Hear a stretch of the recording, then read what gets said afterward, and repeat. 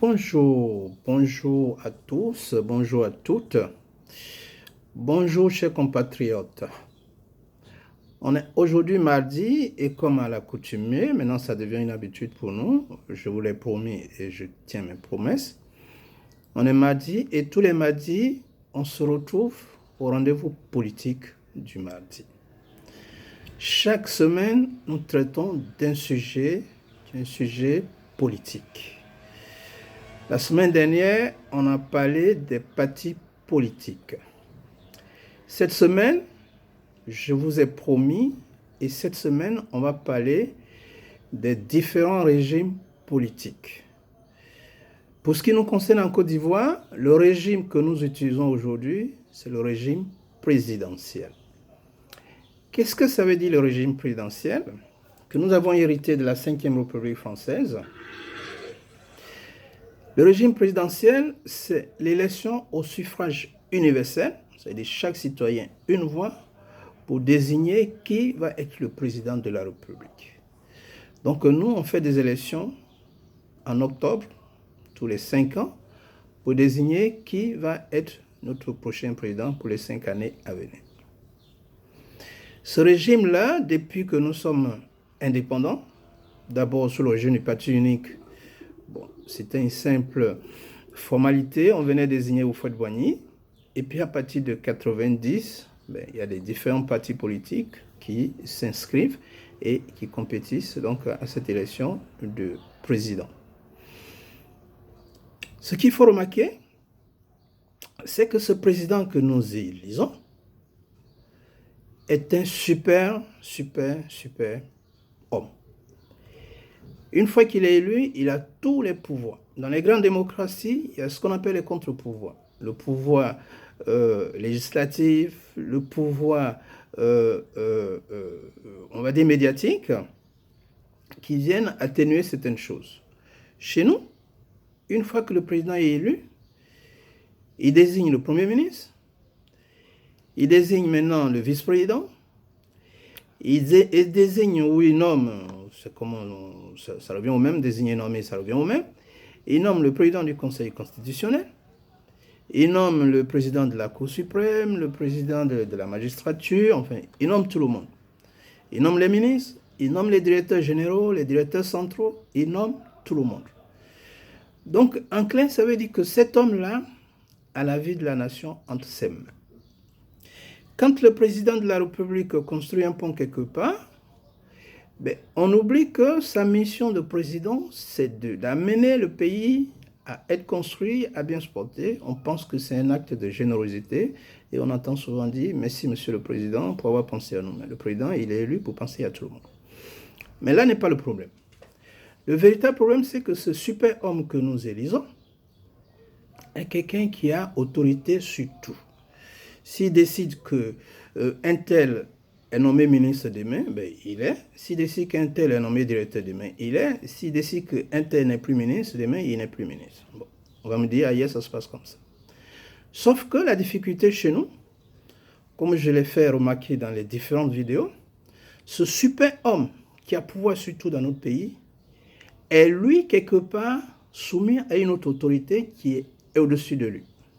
Cette autorité, c'est la France. Donc notre super homme n'est pas un homme libre. En clair, ça veut dire que si la France décide que ce super homme agisse de telle ou de telle façon, nous sommes tous soumis à cette volonté de la France. Donc ce super homme, il va faire comme veut la France. Ça veut dire que, je reviens là-dessus parce que c'est l'axe central de mes interviews, notre indépendance qui est remise en cause. L'homme, il peut avoir des qualités, il peut avoir des intentions justes, des intentions louables pour son pays, mais à partir du moment où il est contraint, quoi qu'il fasse, on trouve qu'il ne fait rien parce qu'il n'a pas la possibilité de décider de lui-même. Qu'il soit élu, qu'il soit placé ou qu'il soit comment il est arrivé au pouvoir, ce super homme-là est soumis à la France. Et nous, citoyens, au lieu de chercher à comprendre pourquoi notre président ne construit pas une école, ne construit pas un hôpital, ne fait pas ci, ne fait pas ça, des choses évidentes, mais on s'en prend en lui parce qu'on dit ce président-là, il ne pense qu'à lui, il ne vaut rien. Mais ce président-là, il a un choix qui est très très difficile. Soit de choisir de servir son pays comme il a promis et il subit la faute comme j'ai l'habitude de dire, soit il ne choisit pas de servir son pays mais de servir la France et en ce moment-là, il ne fait rien et le peuple ne comprend pas. Donc voilà ce régime présidentiel, voilà dans quelle situation il nous a mis depuis 60 ans. Moi je dis la démocratie, ce n'est pas un concept unique. Un concept où on vient, chaque citoyen a une voix pour désigner un président. La démocratie, elle a des variantes. Et nous, Africains, comme je l'ai dit par ailleurs, nous avons une culture, nous avons une philosophie, avant que le colon arrive, qui nous permettait de diriger nos représentants. Moi, je suis à Caen, je suis du sud, du sud-est, je suis de Lamé. Nous ne faisons pas d'élection pour désigner nos présidents. C'est le consensus qui nous permet jusqu'à aujourd'hui de désigner nos chefs de village, de désigner nos chefs de canton. Donc, si on veut retrouver notre identité culturelle et ramener ça à la désignation de notre chef de nation, voilà ce que moi je propose. C'est pour ça que je parle de régime parlementaire. Donc, c'est quoi la différence entre le régime présidentiel et le régime parlementaire? Le régime parlementaire, c'est que le président, il n'est plus élu au suffrage universel.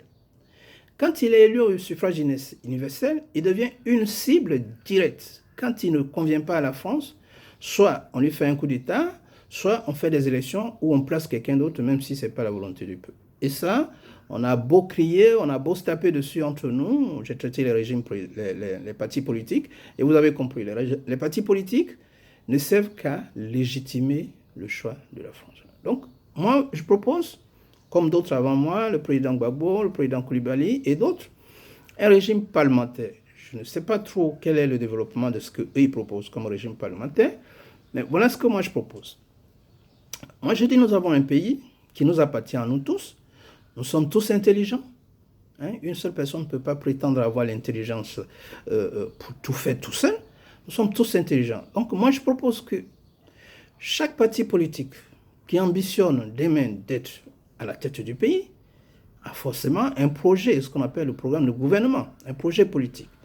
Donc, moi, je propose que chacun dans son coin, au lieu que chacun dans son coin fasse un programme et dise c'est moi le meilleur, je vais diriger le pays, je vais régler tous les problèmes, tout en sachant que quand il arrive à la tête du pays, il y a la France qui est là pour lui dicter la conduite à tenir.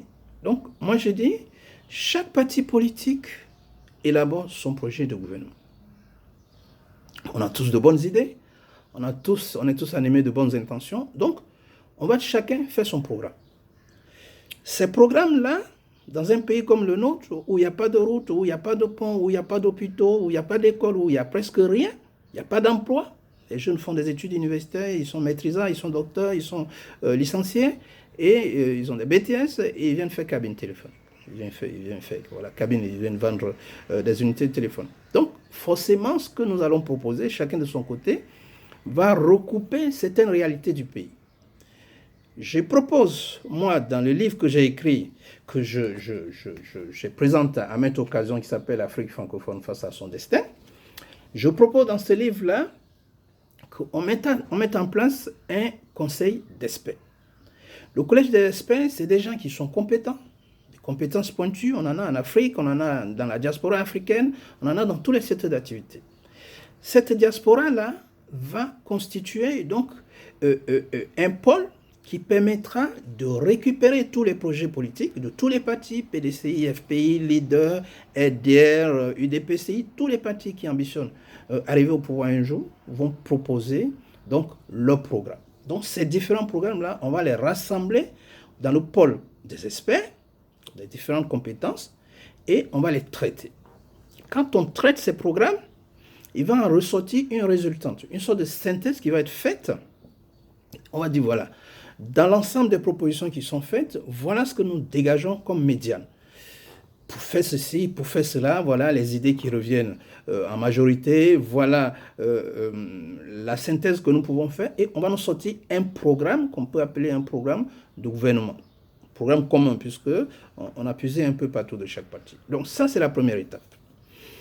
La deuxième étape, on a un programme de gouvernement. On va demander à chaque parti de proposer des candidats à une élection législative. On va faire des élections législatives. Dans la prochaine vidéo, je vais vous parler de la commission électorale qui est aussi un élément central dans l'organisation de nos élections.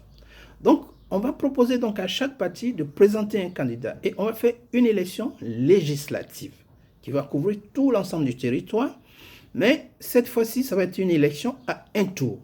Il n'y aura plus un deuxième tour où quelqu'un qui a fait 2% va aller s'allier avec quelqu'un qui a fait 20% pour que le candidat passe et qu'on fait des petits arrangements de cuisine derrière. Ça va être une élection à un tour.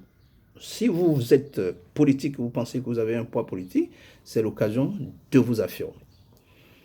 Et puis, une fois sorti des élections, à un tour, dans la perspective de ce que moi je pense, on va avoir un conseil constitutionnel qui va mettre en place un système qui permette à chaque parti, selon les quotas qu'on aura fixés, le pourcentage d'élus qu'on aura fixé, aura un représentant au gouvernement. Alors, le premier dans ce système-là, celui qui sort premier des élections législatives, on lui demandera de proposer 2-3 candidats en son sein. Donc, à leur sein, ils vont se débrouiller pour voir qui va être le représentant du parti, s'ils peuvent faire des primaires à leur sein ou machin. Mais chaque parti désignera celui ou ceux 2-3 personnes, mais personnes, quand je dis personnes, c'est des députés élus, qui vont être désignés. Vous êtes premier, donc on dit, nous PDCI, nous RDR ou nous FPI, voilà, comme on est premier, on propose M.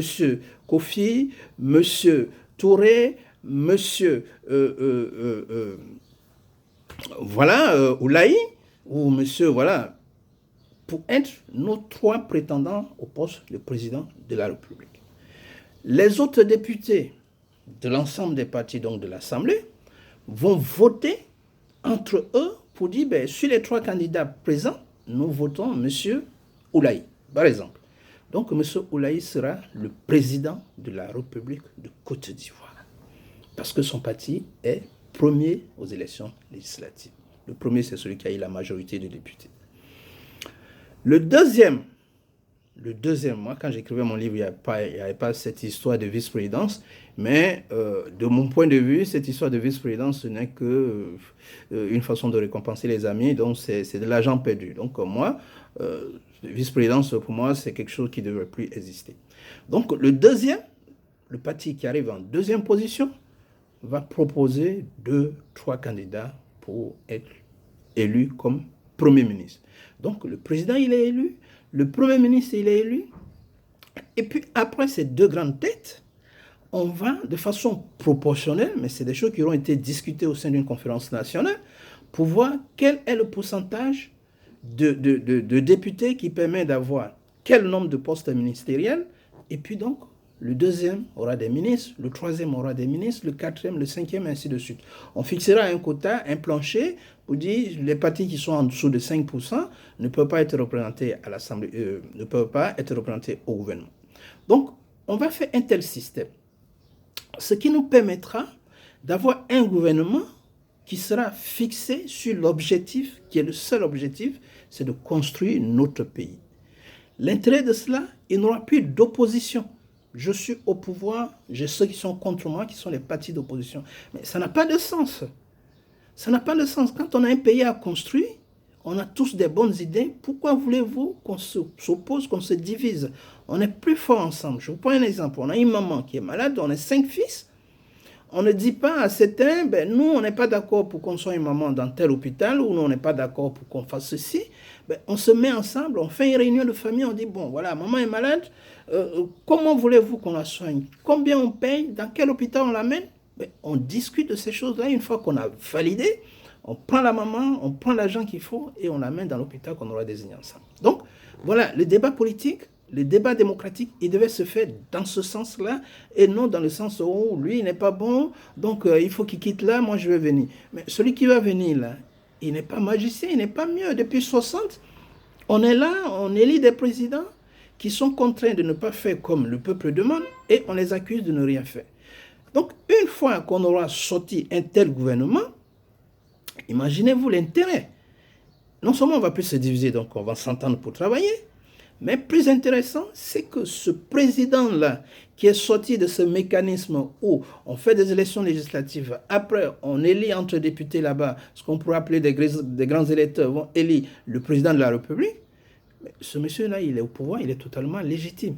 Et ceux qui ne sont pas d'accord, je parle de l'extérieur, notamment la France, qu'on traite d'être à la base de nos problèmes, la France ne peut plus venir dire, ben, vous avez nommé ce monsieur-là, vous avez élu ce monsieur-là, nous, il ne nous convient pas, on va l'enlever, on va mettre celui-ci. Mais celui-ci, puisqu'on n'est plus dans l'élection au suffrage universel direct, on ne peut plus venir dire, celui-là, on enlève, on met un autre. Ça ne répond plus, puisque notre système ne permet plus d'élire directement un président. Ce président, il doit être... Alors, si la France doit truquer les élections, ben, il faut qu'il aille truquer toutes les élections législatives pour que le parti qu'il a choisi de mettre au pouvoir gagne de façon majoritaire les élections, et puis après qu'il aille influer sur le choix du candidat qui va, non seulement, il faut qu'il soit élu d'abord député, et qui va être élu par ses pairs députés, il faudrait qu'il arrive à convaincre, puisque ce parti-là, même s'il est premier, il ne sera pas forcément majoritaire à l'Assemblée. Parce que si sur 100, vous arrivez premier, vous avez 25%, mais il reste les 75% autres qui vont être répartis dans les autres partis. Ou bien même 30%, le tiers, après les autres partis. Donc, vous ne serez pas forcément majoritaire. Donc, même si on vous amène à mettre en place un candidat parce qu'il est issu d'un parti que la France cautionne, ben, il faut que les autres puissent voter parce que ce parti-là n'est pas majoritaire. Donc, voilà, grosso modo, l'idée que moi j'ai de dire le régime parlementaire est celui qui nous protégera le mieux. Parce qu'en l'état actuel des choses, on ne peut pas faire la guerre. On ne peut pas faire la guerre à la France pour prendre notre indépendance. On ne peut pas non plus dire, ben, attendons que la France ait pitié de nous un jour et qu'elle vienne dire, bon ben voilà, on en a assez, on a assez exploité ces gens-là, on va les libérer. Le président Chirac l'a dit. La grande partie de l'argent que nous avons dans notre porte-monnaie vient de l'exploitation que nous avons faite depuis des siècles de l'Afrique. Il faut avoir un peu de bon sens, je ne dis pas de générosité, mais de bon sens, pour rendre aux Africains ce que nous leur avons pris. Si on veut éviter les convulsions, bon, je ne vais pas citer son texte par cœur, mais voilà un peu la réalité que nous vivons aujourd'hui. Il y a aussi un homme politique français qui a dit « La démocratie s'arrête là où commencent les intérêts de l'État ». Ça, c'est Charles Pasqua. Je dis son nom parce qu'il a dit publiquement, donc je peux dire son nom de façon publique. La démocratie s'arrête là où commence l'intérêt de l'État. Donc ça veut dire tout ce qu'on nous bassine, la démocratie, élection démocratique, libre et transparente, la France s'en fiche complètement. Tant que ses intérêts sont menacés, elle met de côté cette histoire de démocratie. Vous avez vu comment ça s'est passé dans des pays comme l'Égypte, où Mohamed Morsi a gagné des élections, mais on lui a fait un coup d'État sans que ça ne remue les grands pays occidentaux, grands promoteurs de démocratie. Donc aujourd'hui, je ne veux pas être long, mais je dis ce qui peut nous sauver, c'est le régime parlementaire. Et ça peut se décider au sein d'une grande réunion nationale, ce qu'on pourrait appeler une conférence nationale, pour discuter des modalités, pour dire ben, comment on fait, comment on met en place, on quitte d'un régime présidentiel au régime parlementaire, comment les choses s'articulent. Mais ça, il suffit de se parler entre nous, de ne plus se regarder en ennemi, en chien de faïence. Parce que si on veut se battre pour libérer notre pays, mais une guerre d'indépendance, elle ne se fait pas avec une partie du pays et l'autre partie, ce qu'on pourrait appeler sous d'autres cieux, des collabos. Parce qu'en France, quand on parle du gouvernement de Vichy, ben, Vichy a été contraint par l'Allemagne et il collaborait avec l'Allemagne. Donc De Gaulle est parti se réfugier à Londres puis à Brazzaville pour appeler à ce que la France libre, qu'on appelait à l'époque, se lève et se dresse contre le gouvernement de Vichy. Donc, si on veut être libre, on ne peut pas dire, nous, on est d'accord, nous, on n'est pas d'accord, nous, on est... Ce que dit la France, c'est ça qui est la vérité, mais ce que dit la France, c'est sa vérité à elle, et c'est dans ses intérêts. Mais nous, en tant qu'Ivoiriens, notre intérêt, c'est que notre pays s'unisse pour prendre sa liberté, son indépendance économique, ce que vous faites l'a dit.